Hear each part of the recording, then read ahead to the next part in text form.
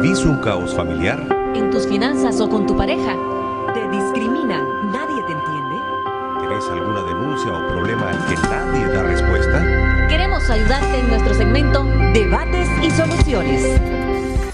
El recurso lo interpuso el representante legal del comunicador independiente Carlos Fernando Chamorro en la Sala Civil del Tribunal de Apelaciones de Managua, dada la confiscación de su edificio y equipos por parte de la policía.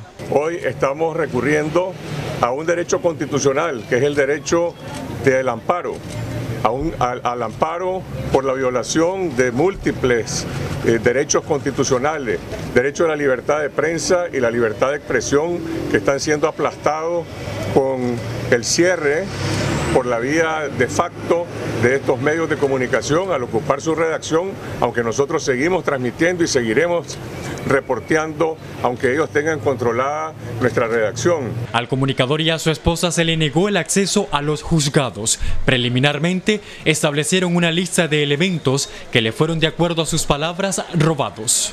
Mi computadora personal, caja fuerte con documentos contables, documentos de las distintas empresas que están en ese edificio, incluyendo la empresa Cabal, propiedad de mi esposa, que es la directora de esa empresa.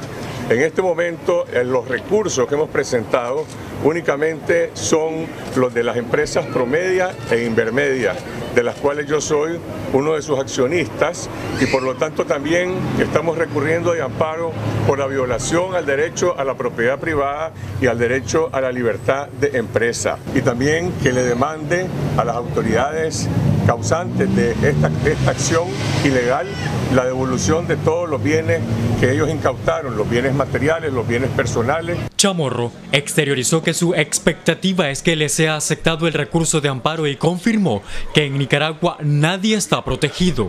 Como ciudadanos, como ser humano, evidentemente tenemos miedo de ser aplastados por un régimen que hasta ahora se ha impuesto por la fuerza y por el terror. Y yo tengo nuevamente que recordar y que citar a mi padre. Yo vengo aquí blindado por la moral de mis padres, de Pedro Joaquín Chamorro Cardenal y de Violeta Barrios de Chamorro. Eso es lo que me protege a mí para estar aquí. Los periodistas y comunicadores independientes de Nicaragua que acompañaron al director de esta semana dieron lectura a un comunicado en el que respaldan la labor comunicativa de Chamorro y condenan la censura impuesta por el gobierno. Con esta acción, la policía orteguista demuestra una vez más su parcialización hacia los intereses de la pareja de dictadores, quienes han secuestrado la institucionalidad, mantienen una ocupación militar del país, han impuesto un estado de sitio y ley marcial no declarados y desarrollan contra la ciudadanía e instituciones civiles una política de terrorismo de Estado. Un dispositivo amplio de antimotines se posicionó a solo pasos del portón de los juzgados a manera de intimidación. Sin embargo, no hubo órdenes de agredir. Quienes sí actuaron fueron los sujetos que funcionan como espías o inteligencia, los que de costumbre fotografiaban a la prensa independiente. Acción 10, Yeltsin Espinosa Reyes.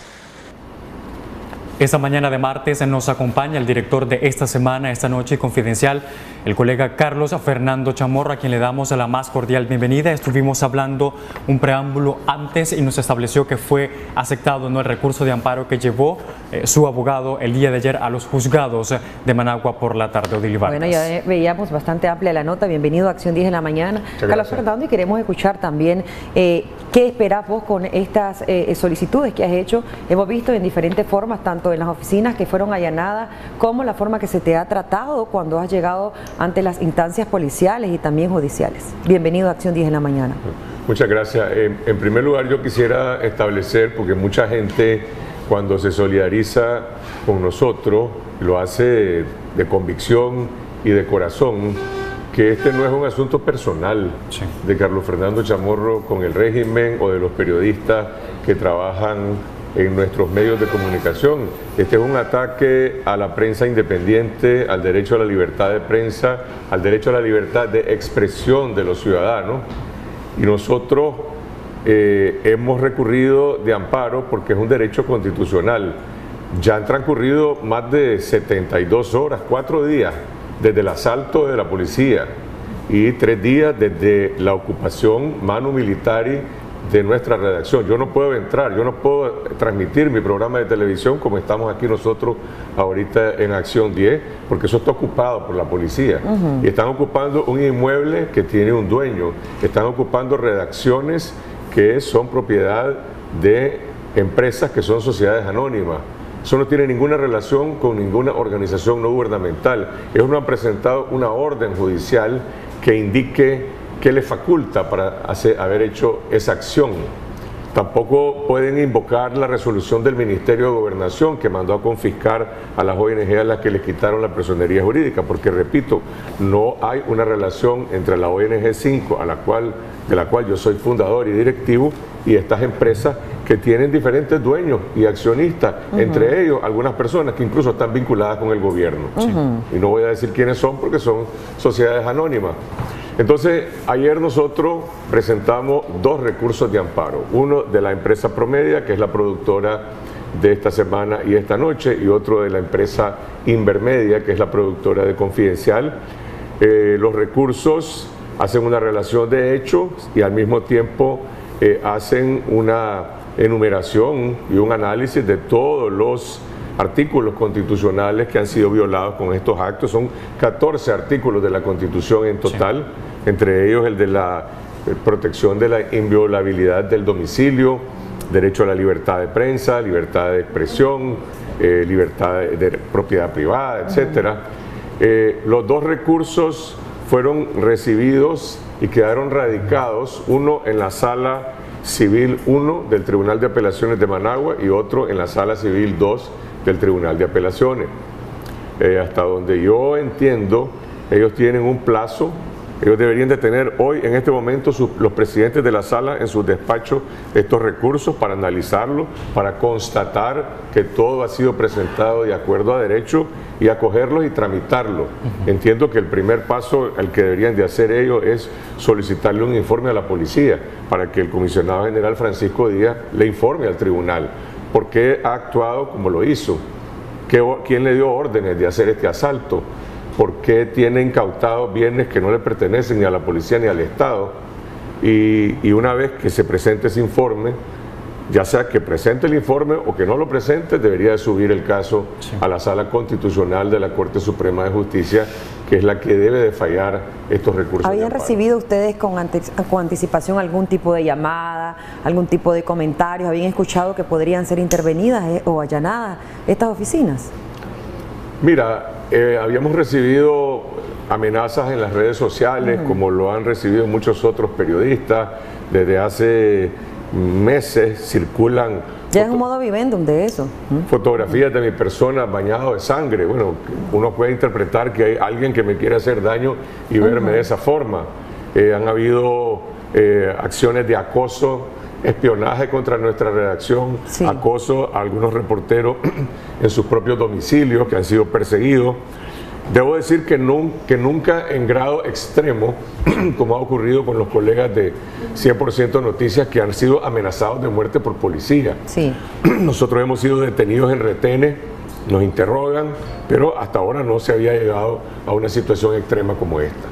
Usted inició su ponencia, por decirlo de alguna manera, explicando que esto es una agresión a los medios de comunicación independientes de Nicaragua, y es precisamente esa la línea que tiene esta semana, esta noche Confidencial, una información independiente. De cara a esto, desde antes de abril ya hemos conocido ciertas barreras que ha enfrentado el periodismo independiente nicaragüense para poder ejercer la labor como tal. De cara a todo el preámbulo ya establecido, ¿cuál es su mensaje directamente al sector que está indicando, que está dando la orden para que haya represión o censura a los medios de comunicación de este país? Bueno, yo creo que ellos tienen que estar constatando ya que cualquier acción de fuerza que están emprendiendo ya fracasó, porque no nos callaron y no nos van a callar. Si el objetivo es imponer la censura, como lo han hecho en meses anteriores, la censura la tuvieron que levantar. Y si el objetivo es empujarnos a nosotros, a amedrentarnos, a que nos autocensuremos, no nos vamos a autocensurar. Confidencial sigue actualizando su información cada hora en su sitio web. Los programas de esta semana y esta noche están al aire en Canal 12 y están al aire a través de nuestras redes sociales en YouTube. De manera que aquí el mensaje es que el periodismo independiente tiene un compromiso con la población. Yo reflexiono ante todo lo que ha ocurrido y digo, pero si que nos hayan robado a nosotros 20 computadoras, que nos hayan saqueado nuestros documentos, es una cosa grave, pero más grave es que hayan asesinado a más de 325 personas, que hayan 565 presos políticos, que hayan 50.000 nicaragüenses en el exilio. Es decir, esas son las cosas que debería estar resolviendo hoy el gobernante de Nicaragua. Debería estar facilitando que haya un proceso de una investigación verdadera sobre esos crímenes y que sean sometidos a la justicia y que no sigan en la impunidad y que no sigan haciendo la persecución que están haciendo contra personas que participaron en la protesta cívica. Hoy se cumplen 8 meses desde que se inició ese proceso de cambio en Nicaragua. Y el otro mensaje es que yo creo y tengo la convicción de que los ciudadanos que son los depositarios del derecho constitucional de la libertad de expresión tampoco van a autocensurarse. Pues yo veo que la gente sigue denunciando, sigue solidarizándose, sigue intentando manifestar su derecho a la protesta y a la crítica. Son derechos constitucionales que no se los van a arrancar al pueblo de Nicaragua. Este recurso de amparo es un primer paso legal que está dando Carlos Fernando, director de los medios ya ocupados por la Policía Nacional. De no encontrar una respuesta en los próximos 10 días, ¿qué va a suceder? Mira, no quiero adelantarme a ese paso. Sí quiero decir que además de las 2 empresas afectadas, hay una tercera empresa, perdón, hay una tercera empresa afectada que es la empresa Cabal. Cabal es una empresa de servicios y estudios ambientales dirigida por mi esposa, la doctora Desiree Elizondo, que está ubicada en el mismo domicilio. La asaltaron, la barrieron, le robaron todo y robaron todos los documentos personales que ella tenía de su persona y míos y de nuestra familia. Entonces, Cabal tiene derecho a presentar un recurso, mi esposa también, y yo también tengo derecho a presentar un recurso como persona, como ciudadano, porque han atacado también mis bienes personales y mi privacidad.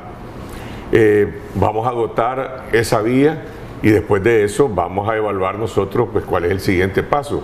Yo creo de que la Corte Suprema de Justicia, mucha gente dice, bueno, pero si la Corte es una proyección política de la presidencia y la Corte no tiene autonomía y no tiene independencia. Bueno, es verdad que en el pasado ha actuado de esa manera, pero tienen la oportunidad de fallar de acuerdo a derecho y reivindicarse. Si no lo hacen, ellos van a asumir las consecuencias de no hacerlo. Hemos visto en otras informaciones también dentro de la ONG a las que se le ha retirado la personería jurídica, que está prácticamente militarizado todo este lugar lleno de policías y custodiada prácticamente las instalaciones como la de CENIT.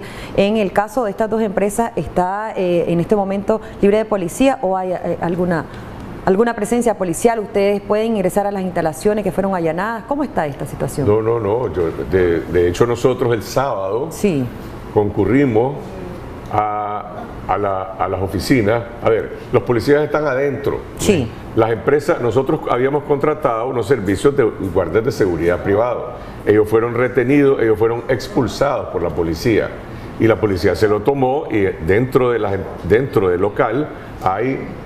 Nosotros vimos 3 policías con armas de guerra, con fusiles AK, con escopetas recortadas, con otro tipo de armas. Yo no soy experto en armas. Como parte de una intimidación esto. Es decir, eso está ocupado manu militari. Eso es un acto donde nosotros llegamos sin armas. Yo llegué con las cámaras de los periodistas que me acompañaron a intentar que los policías que están adentro nos indicaran, que nos enseñaran la orden que ellos tenían para estar ahí. No nos enseñaron ninguna orden, ni judicial, ni policial, ni de gobernación, ni de nadie, y simplemente dijeron, nosotros no le podemos dar información, vaya a Plaza del Sol. Eso fue lo que hicimos el sábado, fuimos a Plaza del Sol. Que también se bloqueó el trabajo de muchos colegas allí. Sí, simplemente no nos permitieron entrar a Plaza del Sol, perfecto, esperamos afuera, salió un comisionado de apellido Sosa, dijo, ¿qué están haciendo aquí? Nosotros venimos a hablar con el jefe de la Policía Nacional, con el comisionado, con el director general Francisco Díaz. Dijo, ¿tiene cita? Yo le dije, mire, yo vengo de una propiedad que que nos han ocupado ilegalmente, y ahí nos dijeron que viniéramos acá. Sí. Y él dijo, bueno, vamos a pedir instrucciones. Entró y 30 minutos después salió con un contingente de antimotines que básicamente lo que hizo fue reprimirnos a todos los periodistas que estábamos ahí, empujarnos, hubo gente golpeada. Sí. Y no se limitaron solo a sacarnos del perímetro de la entrada del portón de la policía, hubo persecución por varias cuadras en la gasolinera. Sí. Y, Sí, o sea, claro. realmente fue un acto desproporcionado de agresión. Pero volviendo a tu pregunta, la redacción de Confidencial esta semana y esta noche, estas dos empresas y la empresa Cabal, hoy están ocupadas por la policía. O sea, Ok. uno no puede entrar ahí a menos que se va a exponer a que la policía le pegue un Así balazo. es. Sí. Yo quiero hacer un contraste o comparación de acuerdo a lo que ha sucedido en historia. En el 2008 se hizo también un allanamiento a 5 que estaba en ese momento en las oficinas que hoy esta semana, esta noche, Confidencial. En esa ocasión se respetó estos medios de comunicación, no hubo la penetración de los agentes a esos medios, pero hoy es diferente la historia. Es bien interesante, importante ubicar esa referencia histórica que estás mencionando, y lo voy a resumir brevemente. En el año 2008, el Ministerio de Gobernación primero y después la Fiscalía hicieron una investigación por presunción de lavado de dinero contra la ONG 5, porque ellos alegaban que un proyecto que estaba desarrollando, que era con fondos de la Unión Europea y de gobiernos europeos, era un acto de lavado de dinero.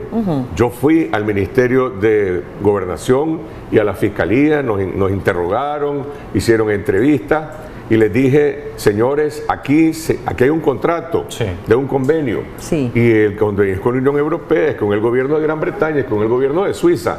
Llamen a ellos, que son los donantes del dinero, porque lavado de dinero, hasta donde yo entiendo, es que usted agarra dinero ilícito de un narcotraficante para lavarlo, pues, como se dice, y convertirlo en algo supuestamente presentable, ¿no?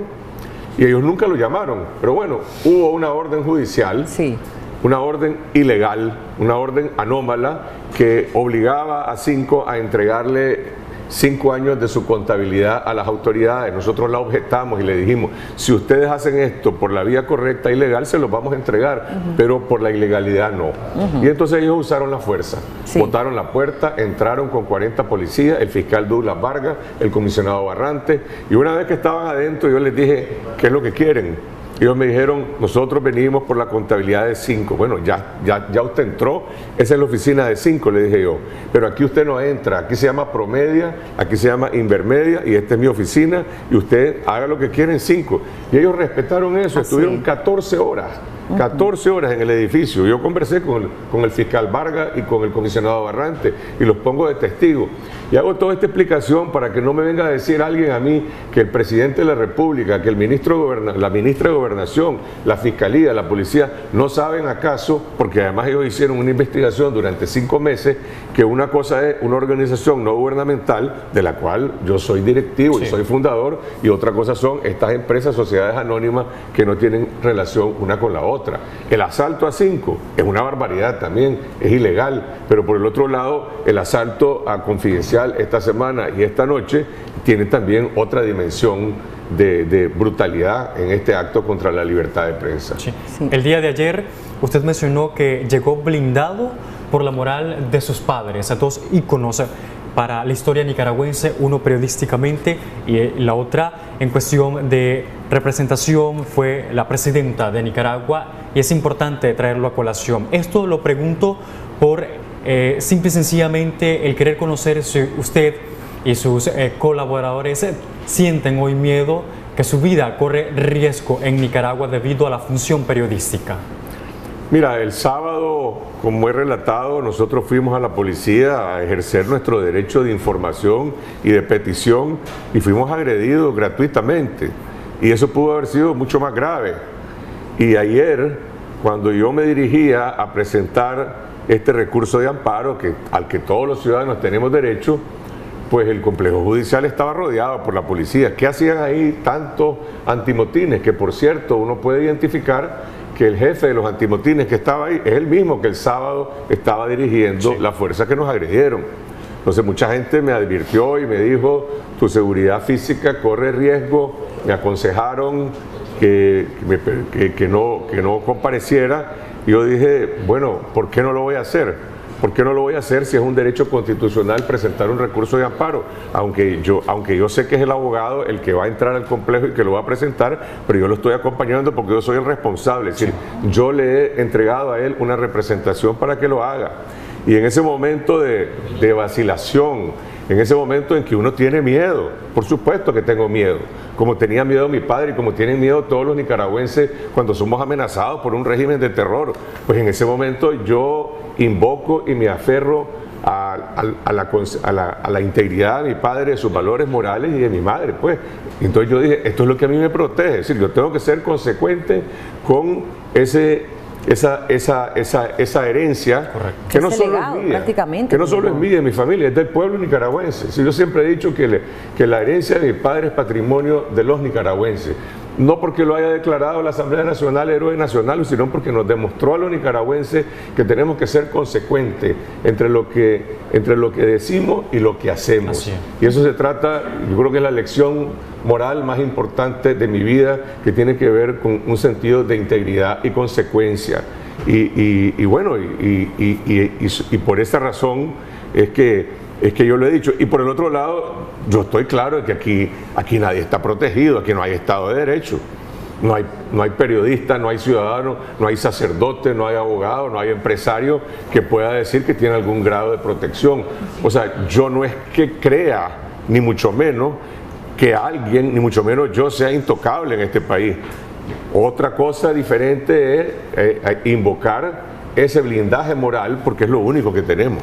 Sí, Carlos Fernando Chamorro, un periodista reconocido, también hijo del periodista también Chamorro de La Prensa, quien también fue parte, Pedro Joaquín Chamorro fue parte de esa lucha cuando se quería derrocar a la dictadura somocista, estuvo en todas las trincheras y en todos los lugares para tratar de llevar esa información. Sin embargo, pues muchos quizás hacen las consultas de si va a continuar esta represión en contra de los medios de comunicación, en contra principalmente de los medios de comunicación y periodistas independientes.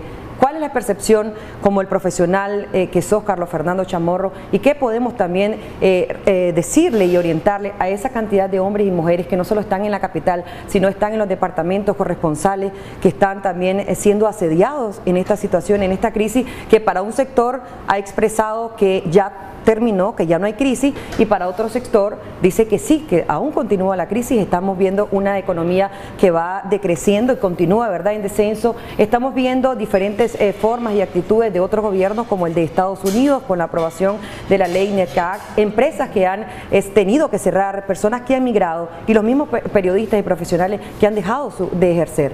¿Vos vas a dejar de ejercer? No, nosotros vamos a seguir haciendo periodismo independiente hasta el último momento, hasta que tengamos las posibilidades de hacerlo.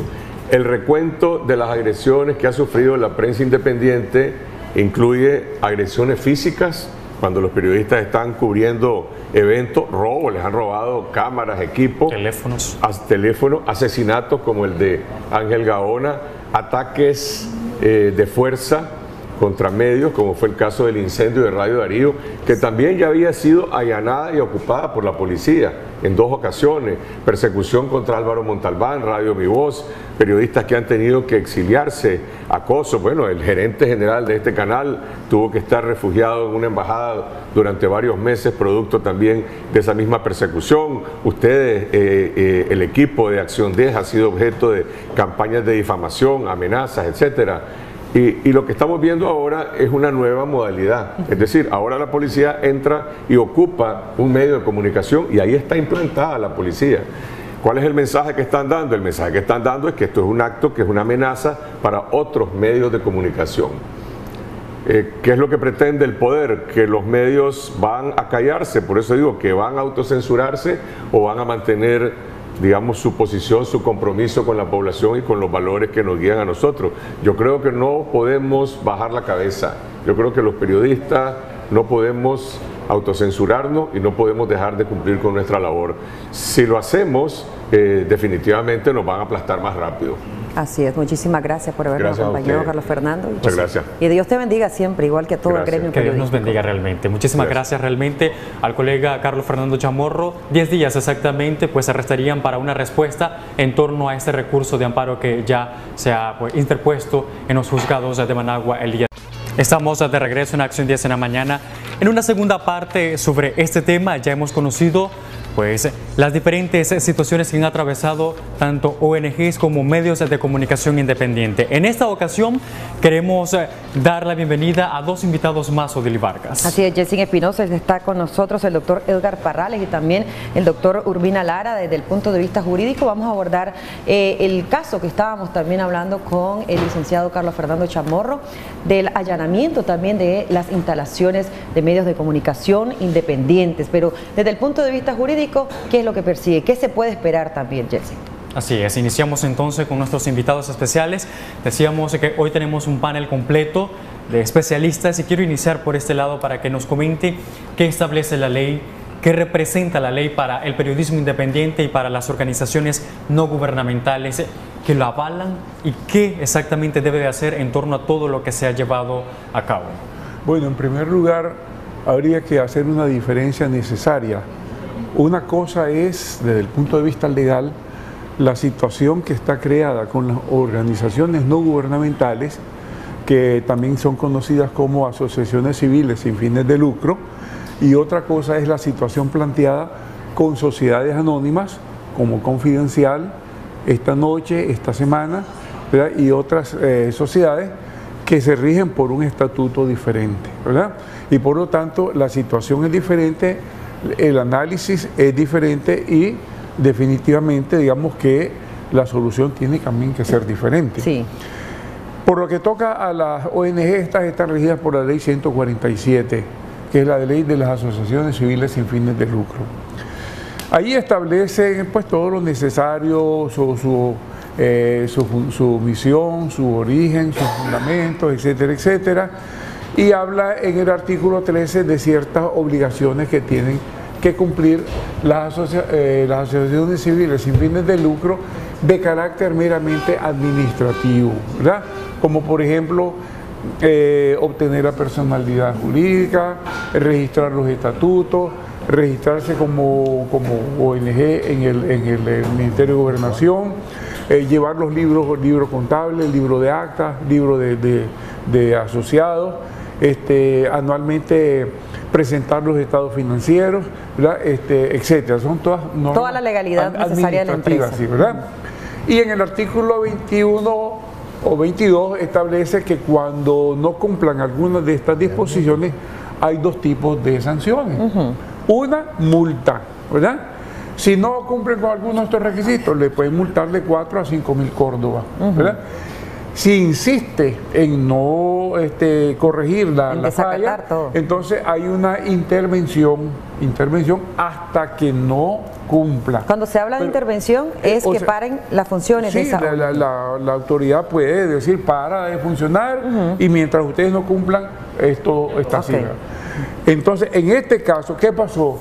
Hemos escuchado, por ejemplo, el caso del CENIL, que la doctora Vilma Núñez dijo que les estaban acusando, entre otras cosas, de que no habían presentado los libros contables, de que no habían renovado la directiva, cosas de ese tipo. Ella dijo, presentamos los libros contables en su momento, aquí está. Nos firmaron el recibido, pues no quisieron poner el sello. Pero la firma que está es demostrativa de que sí los presentaron y en tiempo, ¿verdad? Luego hay otras acusaciones que están contempladas en el artículo 23 que ya son de otro orden, es decir, cuando utilizan la asociación para fines distintos de los propios que debe tener, cuando participan en actividades, digamos, ilícitas, violación al orden público, etcétera, etcétera, que algunas de esas acusaciones le han hecho. Pero, ¿qué pasa? No basta con que acusen. No basta con que acusen. La Constitución Política de la República, entre otros derechos, establece el derecho a presunción de inocencia, ¿verdad? Mientras no se demuestre que era culpable. Sí. El derecho a la defensa legítima, ¿verdad? El derecho del debido proceso. El derecho de la tutela judicial.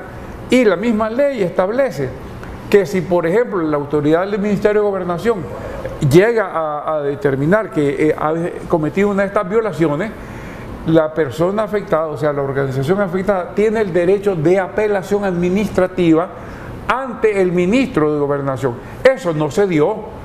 La acusación de Gobernación pasó directamente a la Asamblea y la Asamblea, basada en esa, canceló la personería de estas asociaciones. Cuando lo que debió haber sido es darle el derecho a que presentara su recurso ante el ministro y que se analizara el asunto, es decir, que se agotara el proceso administrativo. No se agotó. Al no se agotarse, se violó la ley, ¿verdad? Y también los representantes, los legisladores, debieron haber tomado en cuenta eso y no actuar en esa forma tan precipitada. Además, que en el procedimiento legislativo se establece que cuando se introduce, digamos, una determinada iniciativa ante el legislativo, se introduce ante Secretaría la pasa a la Junta Directiva, la Junta Directiva la plantea ante el plenario la devuelve a una comisión especial que la analiza, que la dictamina y regresa al plenario. Nada de eso aparentemente ocurrió. Nada de eso, se volaron por encima de todos esos pasos, ¿verdad? También el legislativo falló. Es decir, estamos en el caso de las organizaciones civiles sin fines de lucro en una violación sistemática y rotunda de la ley, de las leyes de Nicaragua. En el caso de las sociedades anónimas es otro tipo de situación, porque las sociedades anónimas se rigen por el Código Mercantil y por leyes conexas o relativas de tipo empresarial, ¿verdad? No ha habido, si hubiese habido alguna falla de estas empresas, quien tienen que ver primero esto es a presentar ante un juez en el contexto del Código Civil y de las leyes mercantiles, presentar la acusación, darle también a la persona el derecho de defensa, ¿verdad? Y de que se haya debido proceso y que por lo tanto el juez resuelva en definitiva lo que resulte. Pero aquí no hubo nada, ni siquiera nada de eso. Hubo una ocupación manu militari, ¿verdad? Gente armada, uniformada, que entró a la fuerza o por el techo, entrando al interior del edificio o violentando los portones. Cualquiera pudiera decir que ve ese espectáculo, pudiera decir, ve hombre, ahí están unos asaltantes vestidos de uniforme de policía asaltando una casa, porque eso es lo que cabría pensar. Porque la policía, si va a actuar como policía, tiene que llegar con una orden judicial. Efectivamente. Y tiene que esperar que le abran, ¿verdad? Y no puede estar llegando a medianoche como llegaron. Tiene que llegar en las horas razonables y viables del día, que es de las 6 de la mañana a 6 de la tarde. ¿Ya? Y luego después que llegaron los dueños, vieron el desastre y salieron, volvieron a llegar y ocuparon también mano militar en forma definitiva del local. Sin ninguna base, sin una justificación de tipo legal de ningún género. Entonces prácticamente esto es peor todavía, porque aquí, digamos, la policía actuó delictivamente, actuaron como delincuentes, ¿ya? Y eso es peor todavía que lo pasado con los de la ONG. Con los de la ONG, ellos pretendían basarse en la ley y no tenían la base. En esto no pretendieron basarse en nada, actuaron de hecho totalmente. Doctor Urbina Lara, con todas estas avalanchas que han sufrido las ONG y medios de comunicación independientes de Nicaragua, han surgido conceptos que me gustaría usted los explicara, entre ellos allanamientos, robos, confiscaciones y apropiación ilegal de ciertas propiedades. Gracias. Bienvenido. Buenos días a todos, gracias.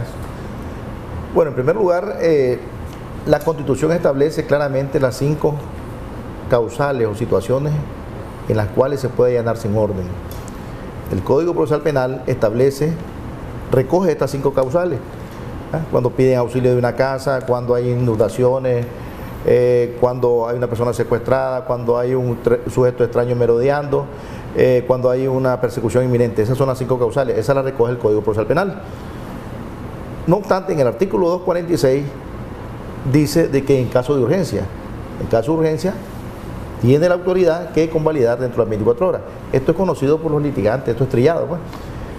Pero en esta situación no se puede hablar ni de urgencia, ni se puede hablar de las causales para allanar una casa, habitación o una empresa sin orden judicial.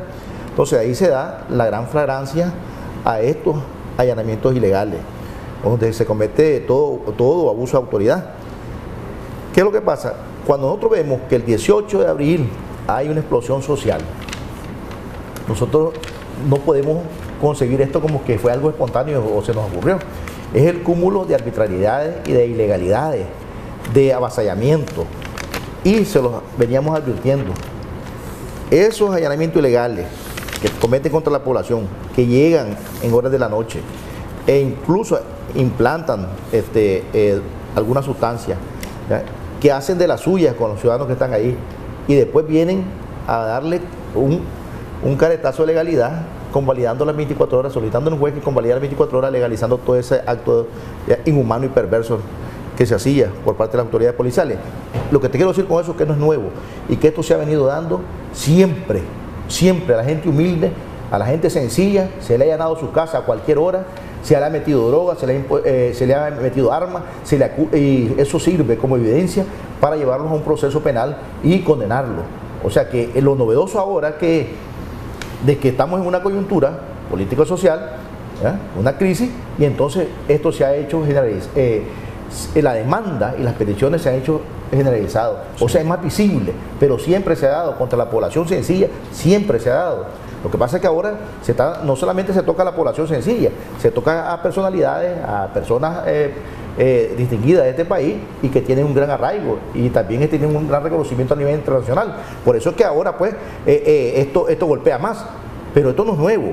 Los allanamientos ilegales no es nuevo, la violación de la privacidad, como lo dijeron aquí los exponentes anteriormente, eso no se da desde el 18 para acá, se ha dado siempre y ha sido una de las causales y la principal, creo yo, que ha creado el malestar de la población y que ha creado pues la explosión social en la que estamos nosotros, doctor Lara, imbuidos todos. Además del allanamiento ilegal que usted decía, también el periodista Carlos Fernando Chamorro expresaba de que no solamente son documentos y equipos necesariamente de los medios de comunicación que él dirige, sino que también documentos personales.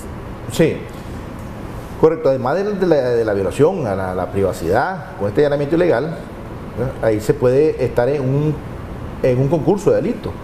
Podríamos estar hablando de robo. Habría que identificar bien a las autoridades que son las que llegaron sin ninguna orden judicial, sin ninguna justificación, sin que se dé el carácter ese de urgencia para llegar a violentar una empresa y saquearla prácticamente, según lo que yo he visto pues en las informaciones. Ahí hay un concurso de delito, que bien puede ser renunciado ante el Ministerio Público, no solamente recurrir de amparo como bien lo han hecho, sino que también interponer la respectiva denuncia en el Ministerio Público para que se investigue. Que haya resultados positivos o no, eso no importa, ya lo hemos estado manifestando nosotros desde hace tiempo. Lo importante es documentar los casos y que en el futuro pues estos casos tengan respuesta a cómo se debe en un Estado de Derecho. Doctor Edgar Parrales, en el caso de el IET, nos comentaba la subdirectora que la vivienda, o sea, la casa en la cual estaba funcionando el IET no le pertenece al IET, ni a la junta directiva, ni a ninguno de los que conformaban el IET, sino que es un bien alquilado. La policía estuvo en el lugar o está en el lugar y se ha apropiado de él. ¿Qué pasa en ese sentido? ¿La persona dueña de la casa tiene que proceder legalmente? Es también otro delito, o sea, los delitos que ya hemos mencionado, se suma ese delito de ocupar una propiedad privada de persona ajena a una tercera persona. Yo quiero hacer, digamos, relación o referencia a algo también importante en todo esto. Hemos analizado el hecho, ¿verdad? Pero también es importante analizar al hechor, ¿ya? Porque, es decir, la Constitución establece que los funcionarios públicos son responsables de sus actos. Sí. La responsabilidad puede ser económica, puede ser moral y puede ser también física, porque pueden causar daño físico a la integridad de las personas, etc. ¿Qué sucede? ¿Qué dice la misma Constitución? Es decir, si se comprueba, por ejemplo, la responsabilidad de un funcionario público, en este caso los policías son funcionarios públicos, entonces el funcionario tiene que responder por esos daños. Si por ejemplo fueron daños económicos, por decir, entonces, pero como el Estado está representado por el policía, el Estado es el que tiene que pagarle al ciudadano los daños económicos que le causaron, pero a su vez establece la Constitución que el Estado tiene el derecho de repetir contra el funcionario. Es decir, decirle, mira, yo pagué esta barbaridad que vos hiciste, pero ahora vos tenés que pagar a mí, porque el Estado no tiene por qué cargar con ese gasto económico, ese costo económico, ¿verdad? Y por otro lado también está el aspecto, digamos, de la responsabilidad en un sentido más esencial. En el derecho moderno no se admite el concepto de responsabilidad objetiva. Sí. Se admite el concepto de responsabilidad subjetiva. ¿Por qué? Cada persona es responsable de sus actos, de sus actos, ¿verdad? Okay. Entonces, ¿qué pasa? Si el soldado dice, si el policía de línea dice, es que a mí me lo ordenaron, ¿verdad? Muy bien. El funcionario público debe saber si lo que le ordenan es conforme a la ley o no es conforme a la ley.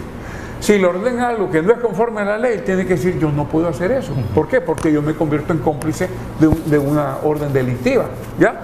Y si el intermedio, el que le ordenó, dice, bueno, es que yo recibí instrucciones de arriba, entonces las instrucciones, también el que vino desde arriba, el que en última instancia ordenó ese acto delictivo es responsable. Por eso el mismo código penal establece en los artículos 41 al 45, establece, digamos, la responsabilidad por autoría, la responsabilidad por autoría directa, intelectual o material, etcétera, la responsabilidad por cooperación necesaria o complicidad, ¿verdad?, en los actos. Esto está como, por ejemplo, cuando, creo que fue para cuando ya se le había vencido a la comisionada general de la policía, Aminta Granera, se le había vencido su periodo y según las leyes de la policía debía irse a su casa, lo mismo que según la Constitución de la República, y entonces el presidente ordena que conserve, que continúe en el cargo. Cuando le preguntan a ella por qué lo hizo, dice porque me lo ordenó mi presidente. Ahí ella prácticamente reconoció complicidad en el asunto, porque el presidente estaba ordenando algo ilícito, algo ilegal. Y ella, al aceptarlo, ella estaba también haciéndose cómplice de ese acto ilegal. Lo mismo que hizo el jefe del ejército, ¿no? El general Julio César Avilés, hizo exactamente lo mismo. Se convirtieron en cómplices de una orden ilegal. ¿Por qué? Porque aceptaron. Ellos debieron haberle dicho, señor presidente, muchas gracias por la confianza que usted nos depara, pero yo me tengo que ir a mi casa, porque es lo que ordena la ley del ejército, o lo que ordena la ley de la policía, y lo que ordena la Constitución Política de la República. Entonces, esas responsabilidades, cada quien las tiene a su nivel. El policía de línea, el comisionado que se lo ordenó y el presidente de la República. Muy bien. Doctor Lara, ¿se puede solicitar al Estado indemnizar a los colaboradores de estas ONGs que han sido pues vulneradas, a las cuales se les ha cancelado su personalidad jurídica? Eso ya lo explicó el doctor en su intervención. Vendría a ser reiterativo. Lo que sí hay que hacer énfasis es en que estas acciones no se repitan. En eso es lo que tenemos que hacer énfasis. Y demandar todo un Estado de Derecho. No se puede seguir violentando el debido proceso, no se puede seguir actuando de facto, de hecho. O sea, eso acarrea una inseguridad tremenda, pues. O sea, uno puede estar seguro en tu vivienda, en tu empresa. O sea, puede ser sujeto en cualquier momento de un atropello. Y eso es lo que tenemos que demandar en este momento, demandar un cese a todo esas violaciones al debido proceso y a las garantías constitucionales. ¿De cuánto tiempo estaríamos hablando la respuesta que pueda tener Carlos Fernando Chamorro u otras ONG que están solicitando también esos recursos de amparo, doctor? Bueno, en el caso de la ONG... Teniendo en cuenta el contexto sociopolítico del país, ¿verdad? Bueno, cuando hablamos de amparo, cuando el doctor se pone a reír porque cuando hablamos de amparo, estamos hablando de un proceso que pues se podría decir pues queda sujeto a la agenda de los magistrados en la sala que corresponde. Y entonces eso podría tardar 1 año, 2 años, 3 años. Hay amparos que ya tienen 4 años. Yo interpuse un amparo y todavía no me han dado respuesta en la Corte Suprema, no, ni siquiera la primera notificación me ha dicho que me persone. Entonces eso es una utopía, pues. La ley es linda, es clara, es motivadora, ¿ya? Y para los estudiantes sobre todo. Pero cuando vamos a la práctica vemos pues que no hay respuesta. O sea, hablar de términos, de decir podría ser en 3, 4, 5 meses. O sea, sería estar promoviendo pues sueños y no se puede estar promoviendo sueños, hay que ser pragmático.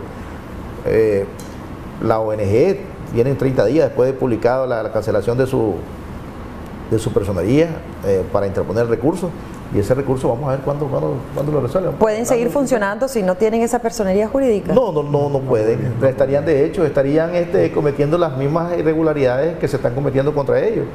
O sea, ellos lo van a hacer. Sí. Como personas tienen todo el derecho a hacerlo. Sí. ¿Ya? A ellos nadie le va a quitar su membrete.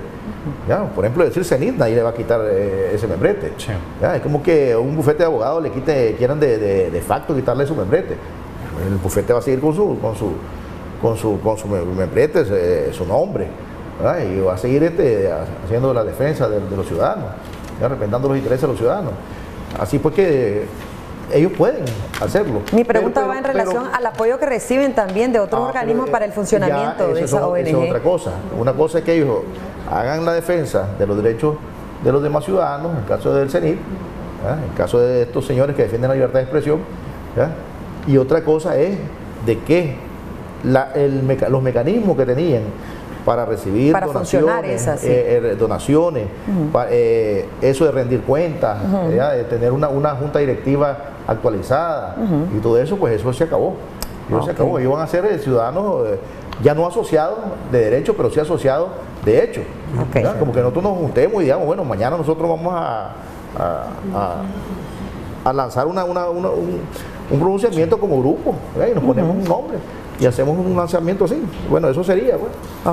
Muchísimas gracias. Entonces, el tiempo lamentablemente se nos ha acabado. Al doctor Edgar Parrales, al doctor Manuel Urbina